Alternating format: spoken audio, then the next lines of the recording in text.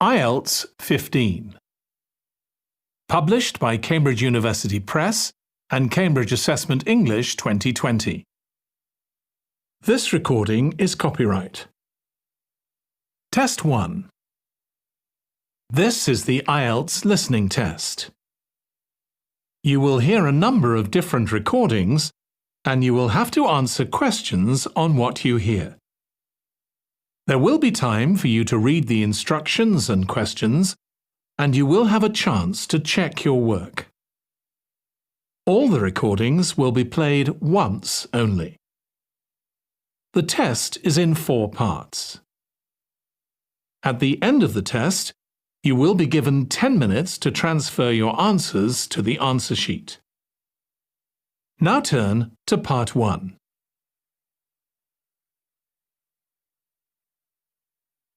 Part 1. You will hear a woman phoning a friend to get information about a job agency. First, you have some time to look at questions 1 to 5.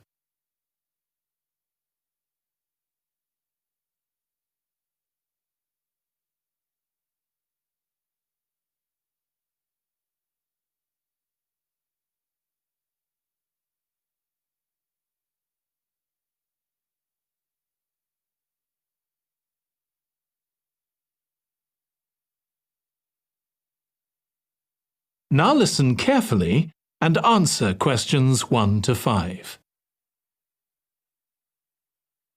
Hello, William. This is Amber. You said to phone if I wanted to get more information about the job agency you mentioned. Is now a good time? Hi, Amber. Yes, fine. So the agency I was talking about is called Bankside. They're based in Docklands. I can tell you the address now. 497 East Side. OK, thanks. So is there anyone in particular I should speak to there? The agent I always deal with is called Becky Jamieson. Let me write that down. Becky... Jamieson. Jamieson.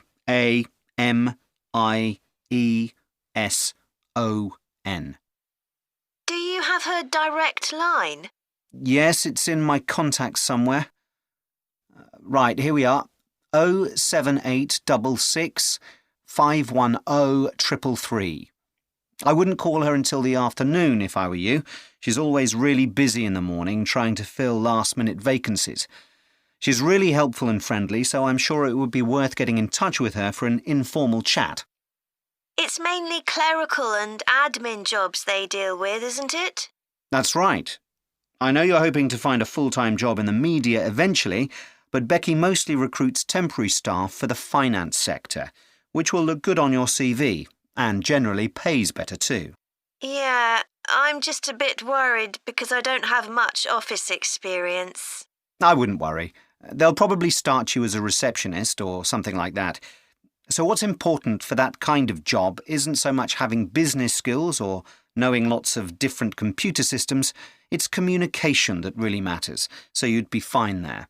And you'll pick up office skills really quickly on the job. It's not that complicated. OK, good. So how long do people generally need temporary staff for? It would be great if I could get something lasting at least a month. That shouldn't be too difficult. But you're more likely to be offered something for a week at first, which might get extended. It's unusual to be sent somewhere for just a day or two. Right. I've heard the pay isn't too bad. Better than working in a shop or a restaurant. Oh, yes, definitely. The hourly rate is about £10, $11 if you're lucky. That's pretty good. I was only expecting to get £8 or £9 an hour. Before you hear the rest of the conversation, you have some time to look at questions 6 to 10.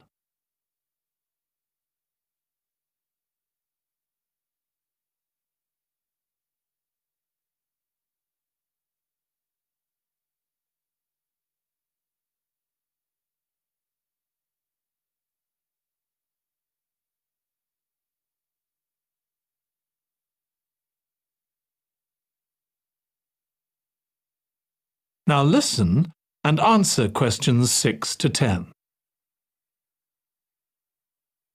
Do you want me to tell you anything about the registration process? Yes, please. I know you have to have an interview. The interview usually takes about an hour, and you should arrange that about a week in advance. I suppose I should dress smartly if it's for office work.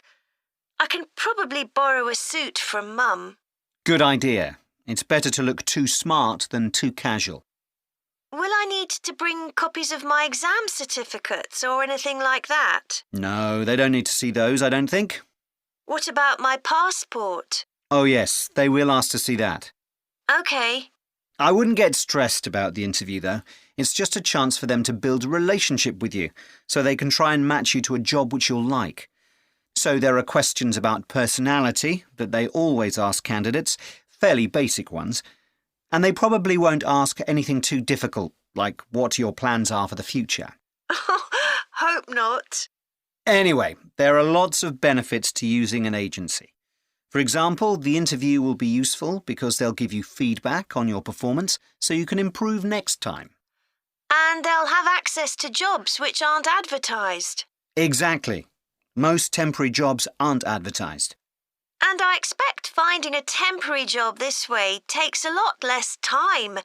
It's much easier than ringing up individual companies. Yes, indeed. Well, I think I've covered everything. That is the end of Part 1. You now have 1 minute to check your answers to Part 1.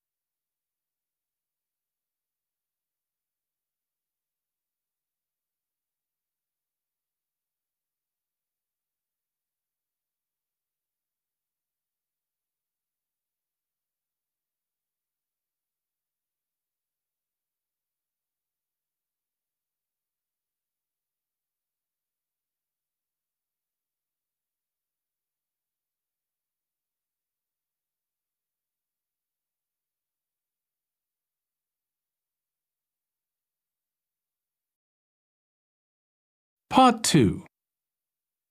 You will hear a woman giving a presentation about a holiday on an island in Britain that her company organises. First, you have some time to look at questions 11 to 14.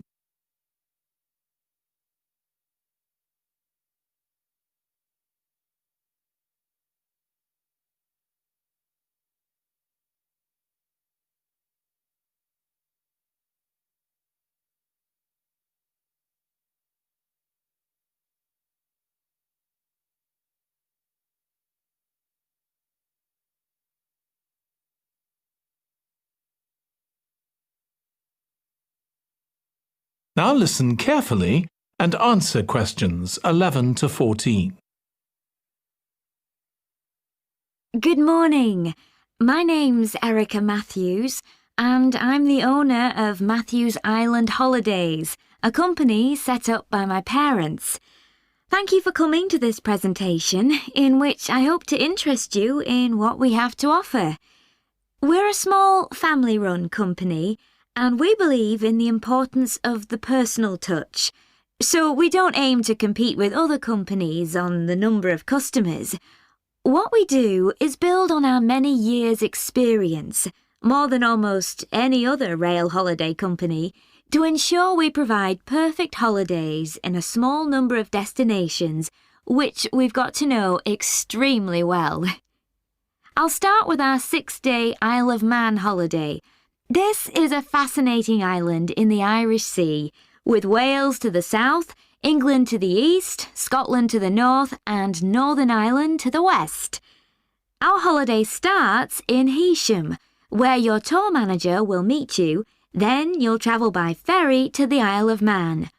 Some people prefer to fly from Luton instead, and another popular option is to go by train to Liverpool and take a ferry from there. You have 5 nights in the hotel, and the price covers 5 breakfasts and dinners and lunch on the 3 days when there are organised trips. Day 4 is free, and most people have lunch in a cafe or restaurant in Douglas. The price of the holiday includes the ferry to the Isle of Man, all travel on the island, the hotel, and the meals I've mentioned. Incidentally, we try to make booking our holidays as simple and fair as possible, so unlike with many companies, the price is the same whether you book 6 months in advance or at the last minute, and there's no supplement for single rooms in hotels. If you make a booking, then need to change the start date, for example because of illness, you're welcome to change to an alternative date or a different tour for a small administrative fee. Before you hear the rest of the talk, you have some time to look at questions 15 to 20.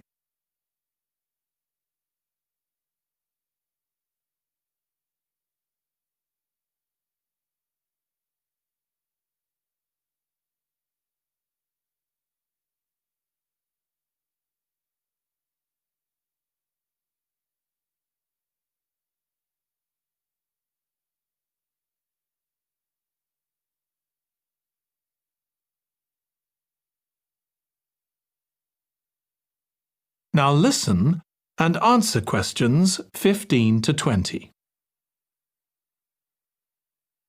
Okay, so what does the holiday consist of? Well, on day 1, you'll arrive in time for a short introduction by your tour manager, followed by dinner in the hotel. The dining room looks out at the river, close to where it flows into the harbour, and there's usually plenty of activity going on. On day 2, you'll take the coach to the small town of Peel, on the way calling in at the Tynwald exhibition. The Isle of Man isn't part of the United Kingdom, and it has its own parliament called Tynwald. It's claimed that this is the world's oldest parliament that's still functioning, and that it dates back to 979. However, the earliest surviving reference to it is from 1422, so perhaps it isn't quite as old as it claims. Day 3, we have a trip to the mountain Snaefell. This begins with a leisurely ride along the promenade in Douglas in a horse-drawn tram. Then you board an electric train which takes you to the fishing village of Laxey. From there, it's an 8-kilometre ride in the Snaefell Mountain Railway to the top. Lunch will be in the cafe, giving you spectacular views of the island. Day 4 is free for you to explore, using the pass which we'll give you. So you won't have to pay for travel on local transport or for entrance to the island's heritage sites. Or you might just want to take it easy in Douglas and perhaps do a little light shopping. The last full day, day 5, is for some people the highlight of the holiday, with a ride on the steam railway from Douglas to Port Erin. After some time to explore, a coach will take you to the headland that overlooks the Calf of Man, a small island just off the coast. From there, you continue to Castletown, which used to be the capital of the Isle of Man and its medieval castle. And on day 6, it's back to the ferry, or the airport if you flew to the island, and time to go home. Now, I'd like to tell you a bit more. That is the end of part 2. You now have 30 seconds to check your answers to part 2.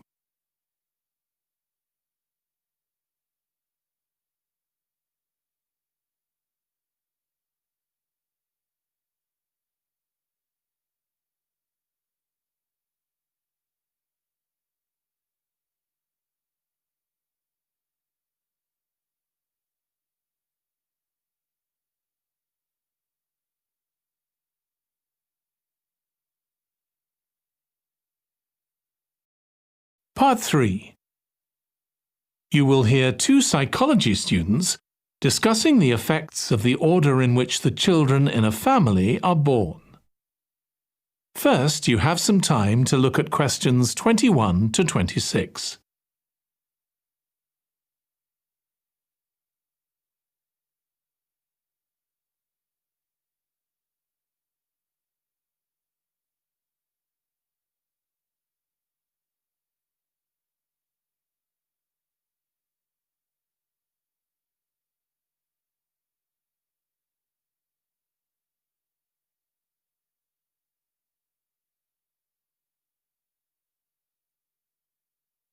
Now listen carefully and answer questions 21 to 26. Ed, how are you getting on with the reading for our presentation next week? Well, OK, Ruth, but there's so much of it. I know. I hadn't realised birth order was such a popular area of research. But the stuff on birth order and personality is mostly unreliable. From what I've been reading, a lot of the claims about how your position in the family determines certain personality traits are just stereotypes, with no robust evidence to support them. OK, but that's an interesting point. We could start by outlining what previous research has shown. There are studies going back over 100 years. Yeah, so we could just run through some of the typical traits. Like the consensus seems to be that oldest children are generally less well-adjusted because they never get over the arrival of a younger sibling. Right, but on a positive note, some studies claim that they were thought to be good at nurturing. Certainly in the past, when people had large families, they would have been expected to look after the younger ones. There isn't such a clear picture for middle children, but one trait that a lot of the studies mention is that they are easier to get on with than older or younger siblings. Generally eager to please and helpful, although that's certainly not accurate as far as my family goes. My middle brother was a nightmare, always causing fights and envious of whatever I had. As I said, none of this seems to relate to my own experience. I'm the youngest in my family, and I don't recognise myself in any of the studies I've read about. I'm supposed to have been a sociable and confident child who made friends easily, but I was actually terribly shy. Really? That's funny. There have been hundreds of studies on twins, but mostly about nurture versus nature. There was one on personality which said that a twin is likely to be quite shy in social situations because they always have their twin around to depend on for support. My cousins were like that when they were small. They were only interested in each other and found it hard to engage with other kids. They're fine now, though. Only children have had a really bad press. A lot of studies have branded them as loners who think the world revolves around them because they've never had to fight for their parents' attention. That does seem a bit harsh. One category I hadn't considered before was children with much older siblings. A couple of studies mentioned that these children grow up more quickly and are expected to do basic things for themselves, like getting dressed. I can see how that might be true, although I expect they're sometimes the exact opposite, playing the baby role and clamouring for special treatment. Before you hear the rest of the discussion, you have some time to look at questions 27 to 30.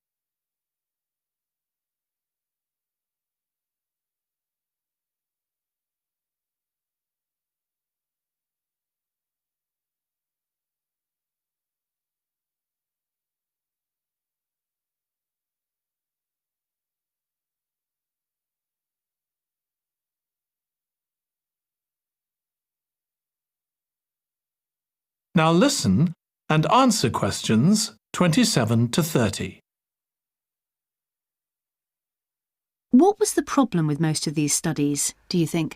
I think it was because, in a lot of cases, data was collected from only one sibling per family, who rated him or herself and his or her siblings at the same time. Some of the old research into the relationship between birth order and academic achievement has been proved to be accurate, though. Performances in intelligence tests declined slightly from the eldest child to his or her younger siblings. This has been proved in lots of recent studies. Yes, although what many of them didn't take into consideration was family size. The more siblings there are, the likelier the family is to have a low socio-economic status, which can also account for differences between siblings in academic performance. The oldest boy might be given more opportunities than his younger sisters, for example. Exactly. But the main reason for the marginally higher academic performance of oldest children is quite surprising, I think. It's not only that they benefit intellectually from extra attention at a young age, which is what I would have expected. It's that they benefit from being teachers for their younger siblings by verbalising processes. Right.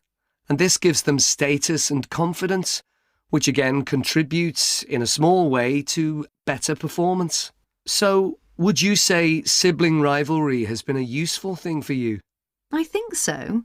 My younger brother was incredibly annoying, and we fought a lot, but I think this has made me a stronger person. I know how to defend myself. We had some terrible arguments, and I would have died rather than apologise to him. But we had to put up with each other, and most of the time we coexisted amicably enough. Yes, my situation was pretty similar. But I don't think having two older brothers made me any less selfish. I was never prepared to let my brothers use any of my stuff. That's perfectly normal, whereas sometimes... That is the end of part 3. You now have 30 seconds to check your answers to part 3.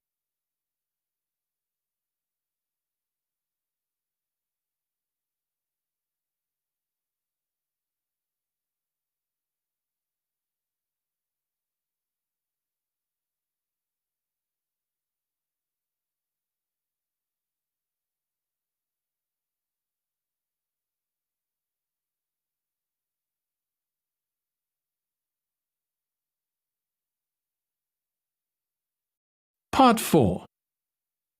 You will hear a student giving a presentation about a type of tree known as the eucalyptus, which is common in Australia. First, you have some time to look at questions 31 to 40.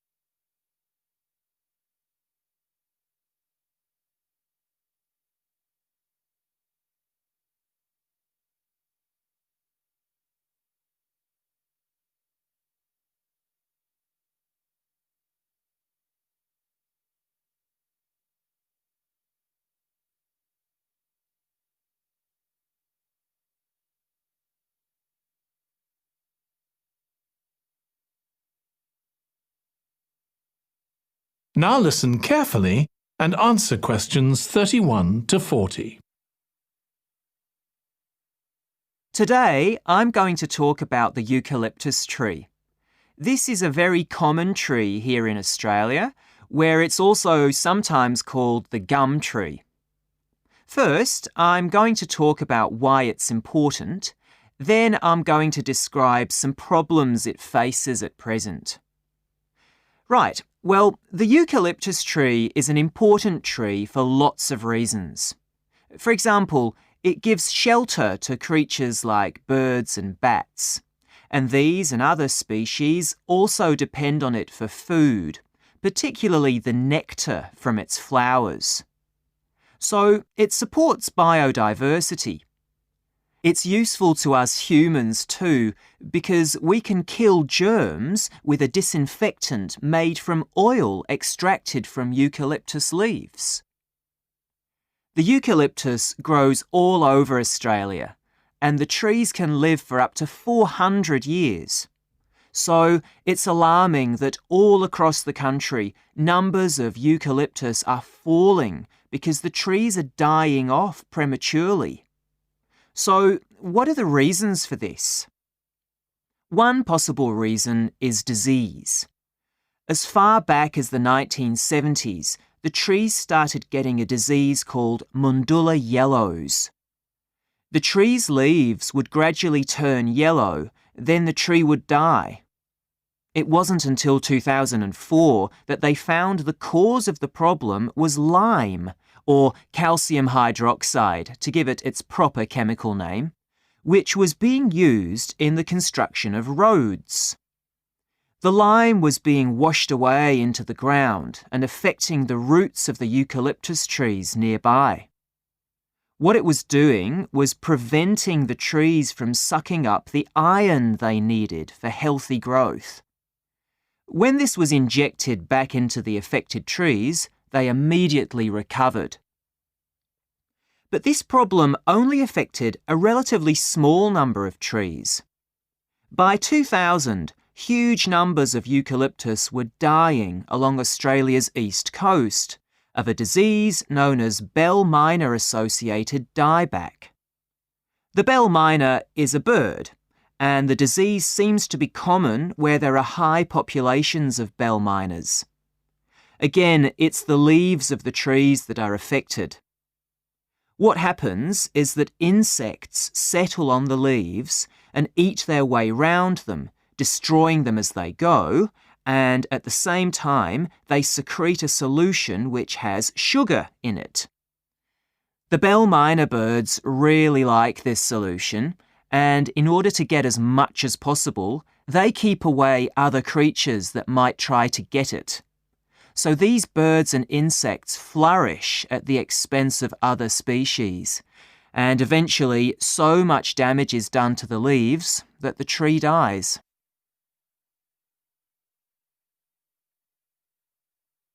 But experts say that trees can start looking sick before any sign of bell miner-associated dieback. So it looks as if the problem might have another explanation. One possibility is that it's to do with the huge bushfires that we have in Australia. A theory proposed over 40 years ago by ecologist William Jackson is that the frequency of bushfires in a particular region affects the type of vegetation that grows there.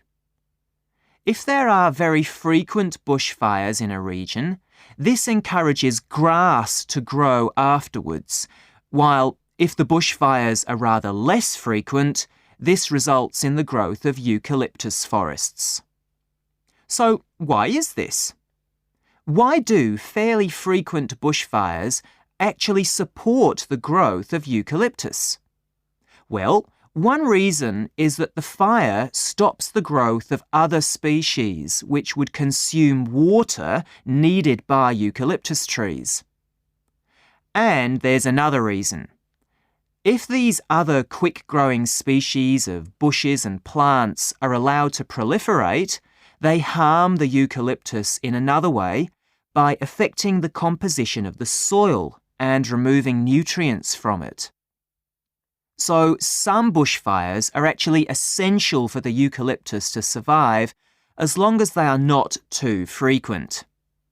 In fact, there's evidence that Australia's Indigenous people practiced regular burning of bushland for thousands of years before the arrival of the Europeans. But since Europeans arrived on the continent, the number of bushfires has been strictly controlled. Now, scientists believe that this reduced frequency of bushfires to low levels has led to what's known as dry rainforest, which seems an odd name as usually we associate tropical rainforest with wet conditions. And what's special about this type of rainforest? Well, unlike tropical rainforest, which is a rich ecosystem, this type of ecosystem is usually a simple one. It has very thick, dense vegetation, but not much variety of species. The vegetation provides lots of shade, so one species that does find it ideal is the bell miner bird, which builds its nests in the undergrowth there. But again, that's not helpful for the eucalyptus tree.